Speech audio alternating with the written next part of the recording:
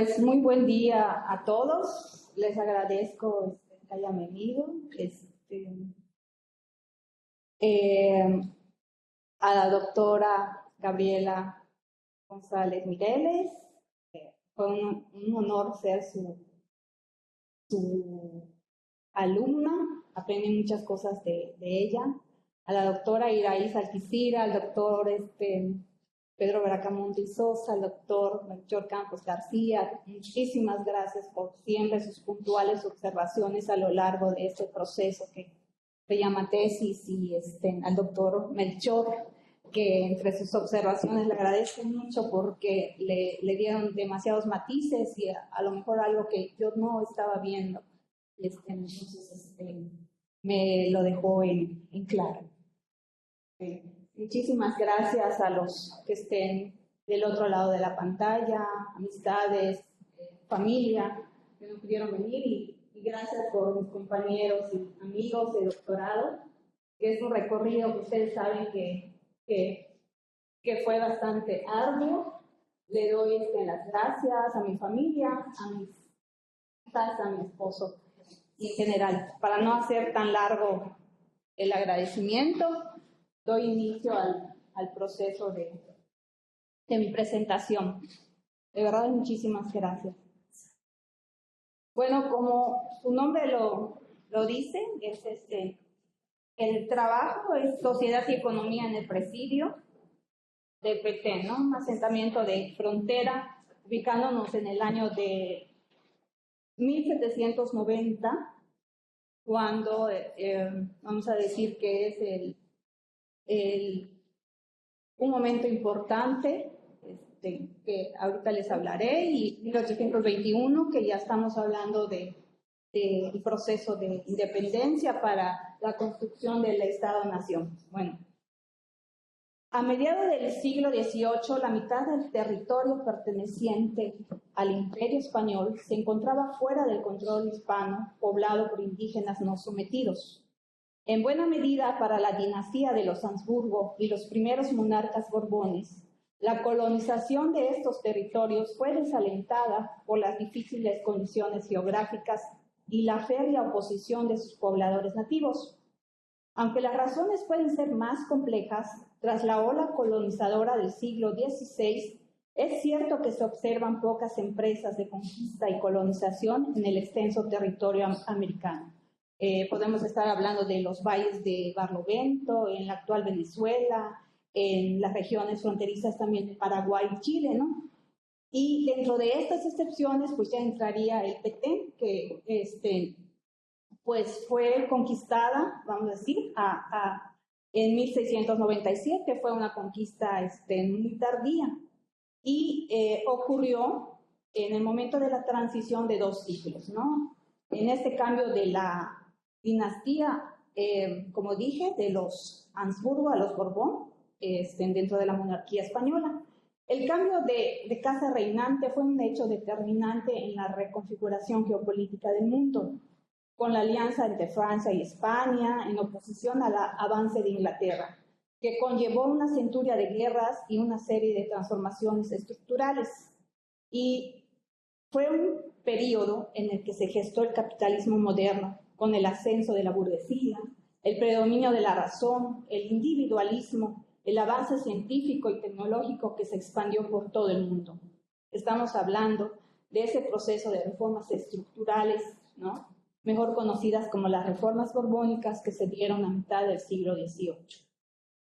Entonces fue en este contexto de transformación industrial y concepciones sobre los intercambios, en la práctica una política en sí que aseguraba mayor presencia en el estado de la metrópoli y de mayor participación con la circulación de los recursos de las colonias.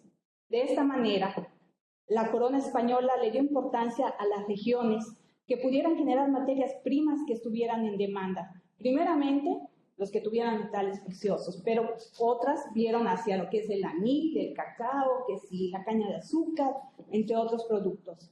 Entonces, el Petén no fue ajeno a este proceso de economía colonial que estaba a escala mundial. Y pues, si estamos hablando de un territorio tan extenso y con una población diversa, la recolonización privilegió la conquista y colonización de la población indígena organizada, con gobiernos jerárquicos que garantizaron una explotación efectiva del trabajo, por encima de pueblos con menor organización político-económica, en zonas inaccesibles o con grupos demasiado beligerantes que implicaran el desarrollo de guerras prolongadas. Y tal percepción cambió para el gobierno español durante el siglo XVIII. Estamos hablando que estaba influenciado por el pensamiento ilustrado y un modelo colonizador de Francia e Inglaterra, cuyo eje fue el control informal de la población indígena a través del comercio.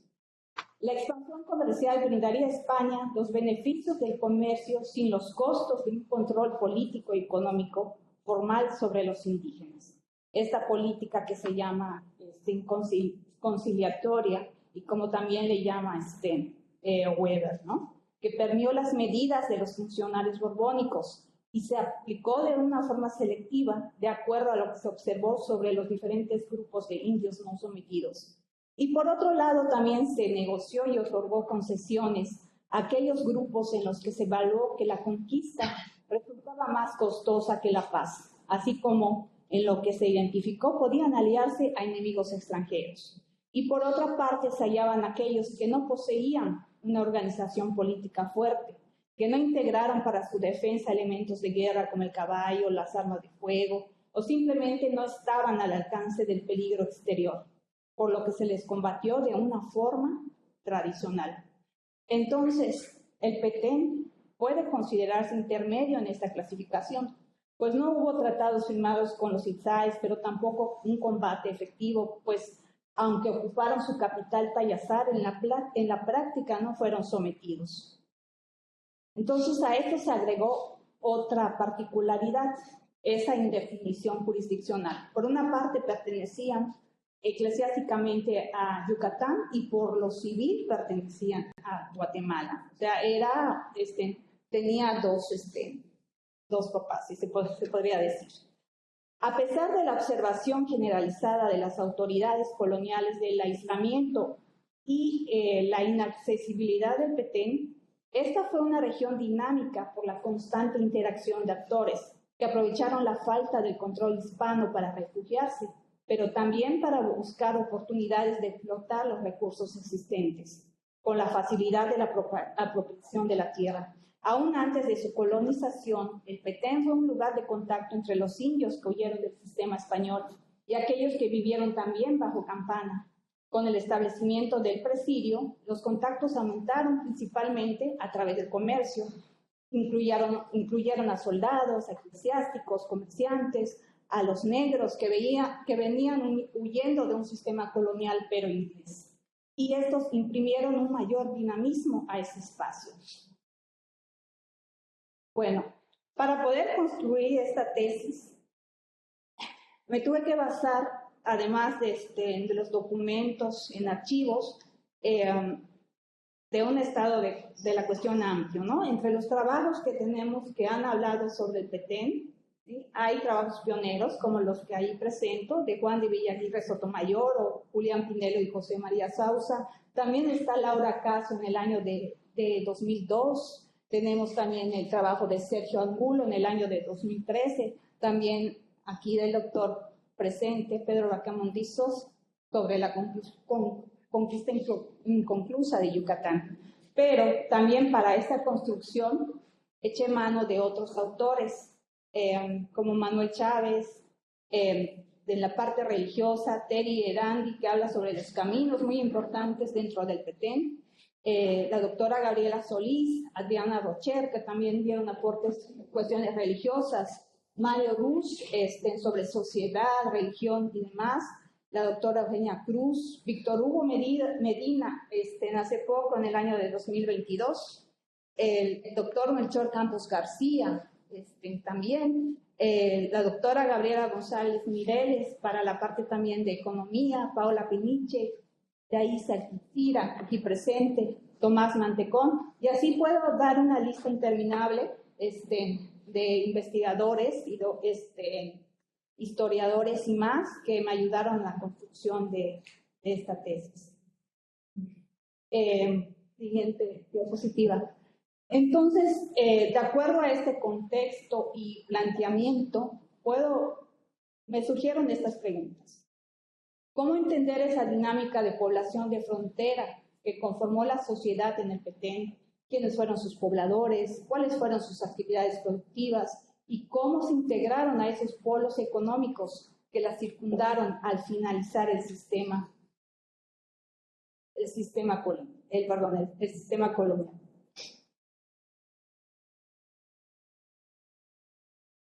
El siguiente, por favor.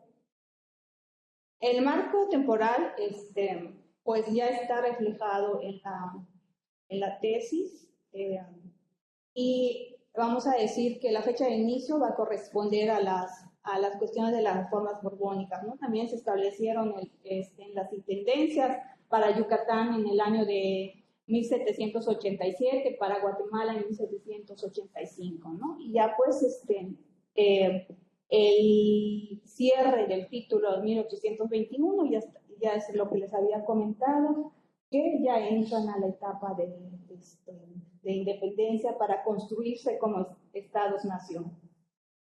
Siguiente diapositiva. Bueno, a grandes rasgos hubo un objetivo general, ¿no? Como analizar la conformación del Petén como una frontera interior.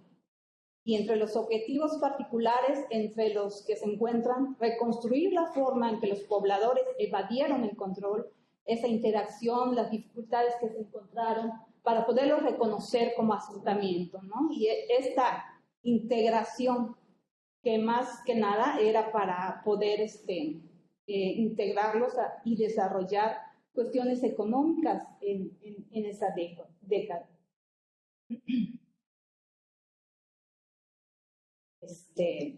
Siguiente diapositiva, por favor. Bueno, las fuentes consultadas, aparte de las bibliográficas, ¿no? Estuvieron en la JAI, que es el archivo histórico del arzobispado o de la arquidiócesis de Yucatán, que se encuentra en Concal, el Archivo General de Indias, el de Centroamérica, el General de la Nación y de documentos españoles, denominados pares, ¿no? Bueno, el presente estudio se centra en la sociedad que se formó en el asentamiento administrativo, militar y religioso levantado sobre lo que fue la capital de los Izáes al finalizar el periodo colonial. El presidio del Petén se erigió de forma simbólica, como ocurrió en otras capitales mesoamericanas. En esta investigación, el término frontera es de vital importancia, ¿no? Con visos a comprender la región de estudio. Desde mi perspectiva, al hablar de región se hace referencia al espacio, el cual siempre ha estado en un mismo lugar, independientemente que hayan cambios a través de las épocas, ¿no? Y por otro lado, el término frontera es una construcción vinculada con los acuerdos. Se puede decir que también están los acuerdos políticos. Por lo tanto, es cambiante y dinámica la frontera por los espacios que se construyen, tanto de un lado como del otro de esta, por lo que presenta movilidad. Durante el siglo XVI y XVII, el sistema colonial se marcó dentro de la política segregacionista, que dividió a la sociedad en dos esquemas. Por un lado, la República de Indios, y por otro, estaba la de los españoles. Esto otorgó un modelo jurídico propio para cada uno de los grupos, así como una organización corporativa para representar sus intereses. Tomando en cuenta que el Petén tuvo una conquista tardía, considero que esta región quedó dentro de un modelo intermedio entre la segregación y la asimilación-integración. Los españoles lo que buscaron era entrar a los territorios no colonizados y se concibió a la población en el esquema segregacionista, congregar y establecer una república de indios, los cuales contaban con un gobierno local que llevaban la batuta en los territorios, con el cargo de caciques indígenas, y que aún a mediados del siglo XVIII, con las reformas borbónicas, el cargo persistió. A mediados del siglo XVIII, los Borbones promueven la política integracionista, ¿no? y varios autores hacen referencia de esto, pues señalan en sus trabajos que se buscó que el indio pasara de ser un vasallo a un contribuyente en aras de su desarrollo y productividad comercial dentro del marco mundial que se vivía. Considero que el Petén, al colonizarse, transitó en una etapa entre el segregacionismo y la integración-asimilación. Este último modelo, en la pragmática, se intentó implementar y que siendo el Petén región de frontera, se encaminó hacia un dinamismo fluctuante, en vías de colocarse a una sociedad moderna e incorporarse al sistema colonial por medio de la asimilación. El indio se apropió de un espacio dándole un nuevo significado. Los caciques como élite indígena sirvieron como mediadores entre los españoles y de acuerdo con el doctor Bracamonte y Sosa fue una manera de gobierno indirecto. El caso de este gobierno se refleja en el Petén, cuyos habitantes querían vivir con cierta libertad, sin estar sujetos a un sistema y tener cierta autonomía, por lo que fueron haciendo acuerdos, pactos con los españoles, dándole una relación de reciprocidad. Fue una conquista y colonización más bien inconclusa. Y la integración fue en parte, con visos a una colaboración o incorporación en lo político, en lo religioso, cultural y económico, que les trajera desarrollo como región. Por lo tanto, se trató de vivir en policía, llevando un orden, ¿no? Dentro de, vamos a decir, dentro de una sociedad integrada, por individuos útiles a la monarquía y económicamente productivos. Aprovechar esa riqueza que tenía la región para la manufactura e industria española.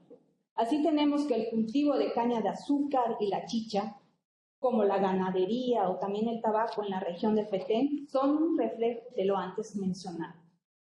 Bueno, la tesis se dividió en introducción, 5 capítulos, 6 anexos, un glosario, fuentes y bibliografía. Siguiente, por favor. El primer capítulo se llama El Petén, entre la provincia de Yucatán y la audiencia de Guatemala. Aquí están en el índice los temas que traté y ahí trato de visualizar. Me faltó circular el área del Petén, si lo pueden ver está en el mero centro. Bueno, en este primer capítulo abordé la discusión de la conquista del Petén dentro de la empresa de los Habsburgo y cuestioné cuáles fueron los preceptos que guiaron este proceso colonizador intermedio y de transición entre el cambio de dinastía y qué lo hace particular. Sobre el contexto bélico que rodeó también a la sociedad del Petén, así como la importancia como zona de frontera, enmarcada dentro del presidio como parte sustancial de la vida en el Petén. Este espacio se fue transformando e integrándose al sistema colonial, a pesar de la lejanía de la región entre las dos provincias mencionadas, que hasta cierto modo frenó su desarrollo. Siguiente, por favor. En el capítulo 2 es sobre la población del Petén. Ese estuvo muy interesante porque se trataron cuestiones de los soldados en el Petén, parte fundamental para entender toda esta región, que hicieron un cuerna con los eclesiásticos para poder sacar a los indios de la montaña que no se querían someter y quedar bajo pueblos de campaña, ¿no? Entonces, se presenta un acercamiento al espacio en el que se construyó el presidio del Petén y los asentamientos establecidos a su alrededor, con observación a los ajustes que sufrieron hasta el final del periodo colonial. De igual forma, se analizan los diferentes grupos de población establecidos en ese espacio. Como había comentado, entre ellos los soldados, los religiosos, los indios, los ladinos, mulatos o la población negra, dentro de ese mosaico cultural que conformó la mezcla de etnias en el Petén. Siguiente, por favor. Ahora, el Petén eclesiástico fue también, bueno, se me hicieron interesantes todos los capítulos. Realicé una crítica de fuentes de los documentos generados, y la información que proporcionaron las visitas pastorales. Esto fue parte fundamental, ¿no? La visita fue mandada a hacer por Piña y Mazo, ¿no? Y el que fue a esas visitas fue Manzanilla.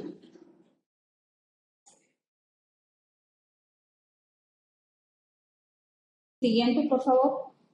En el cuarto capítulo es sobre la sociedad en el Petén, ¿no? El querer vivir sin Dios y sin ley contra vivir en sociedad y policía.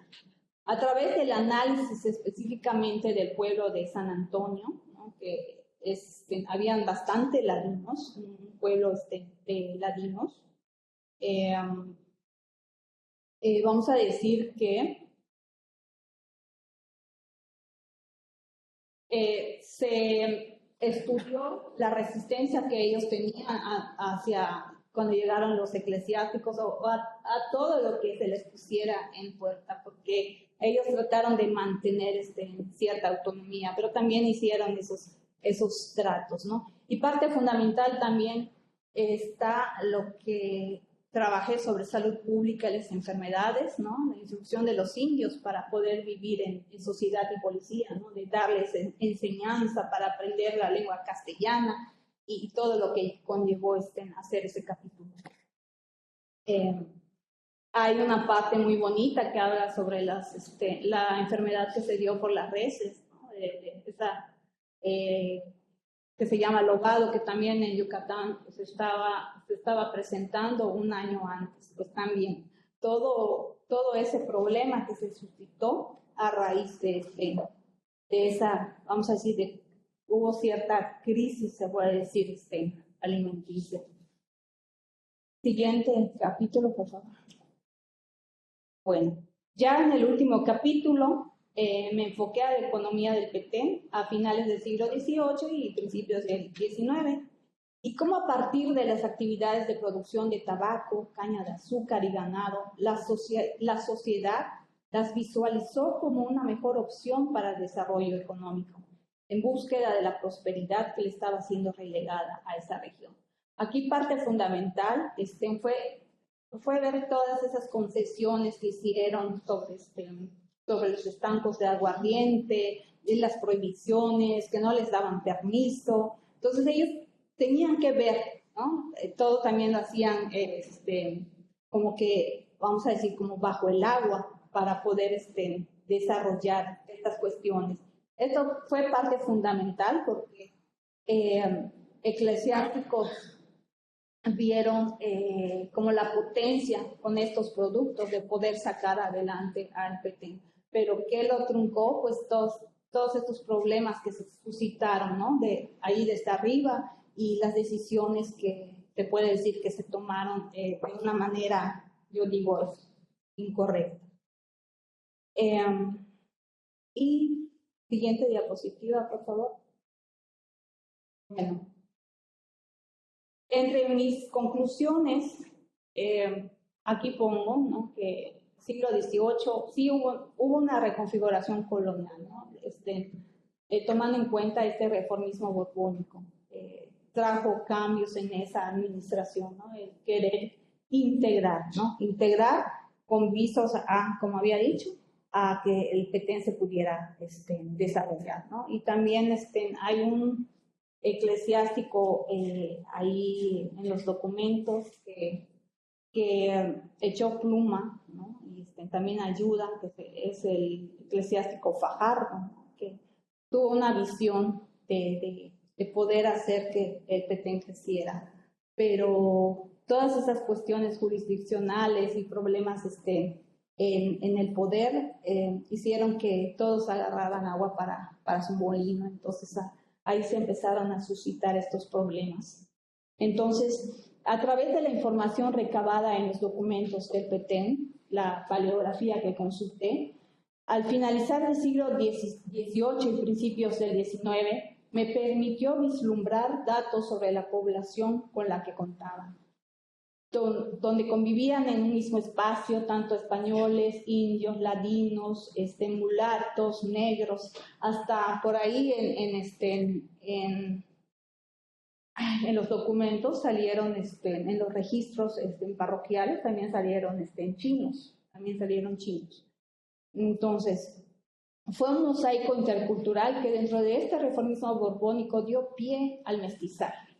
Y en palabras de Osorio, lo cual también podría aplicar en el caso del Petén, antiguos, cito, y nuevos pobladores españoles, mestizos, indígenas o negros, todos ellos vecinos que en su entrajinar cotidiano iban hilando y construyendo un territorio de frontera, logrando no solo la integración del indio al sistema colonial, sino a los otros pobladores en la construcción de la historia del Petén, que más allá de un reduccionismo de una zona de refugio, que sí lo era, fue una sociedad con un mosaico diverso y complejo, dinamizada y como tal, siempre en movimiento. Y muchísimas gracias.